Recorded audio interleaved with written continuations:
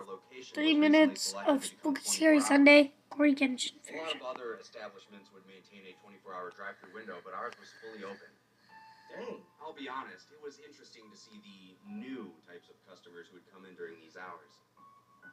We, of course, had the hipsters and goths who had nothing better to do at 3 a.m. than to sit in a coffee shop drinking 1 cup for an hour. What's it look There were like? the occasional overworked businessmen and interns, trying desperately to finish that last-minute presentation. A couple weeks ago, I had encountered a new type of customer, though he is very difficult to describe. Have you ever met someone that makes you nervous for some unknown reason? Yeah. Well, at around 2:30 a.m., a man walked in with a large overcoat, with the collar pulled up, and a black beanie on his head. What struck me as odd first was the lack of people in our lobby. Normally at this time, we'd have the goths huddled in the corner cursing the system or something. But the entire store was empty aside from this man, myself, and my manager who was in the back. Probably sleeping or something. After Hey. this person walked in, I thought it had to be a homeless man, trying to escape the cold and possibly seek out a hot cup of pity.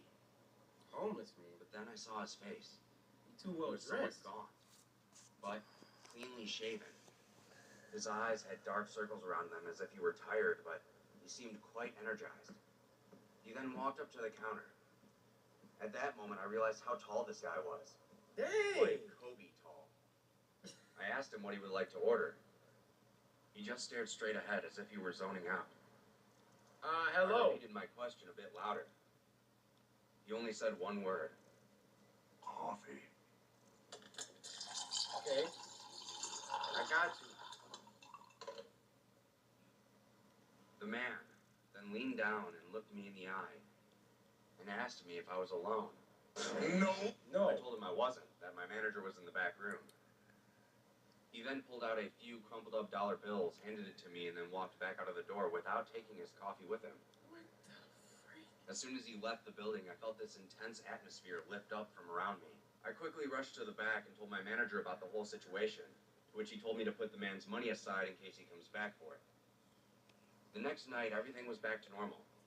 The usual... Yo, tell me this doesn't look like Steven Universe. Look like Garnet or Sapphire. I don't know them characters. customers sat in their respective seats sipping their coffee. While I was keeping myself busy and mopping the floor, I couldn't help but think about the interaction I had last night. Oh. That's when I happened to look out of our front window, Bro, what do you want? and I saw him. He was Your standing coffee is across on the street under counter. a streetlight. He was just standing there, staring at me. I turned to see if my manager was behind the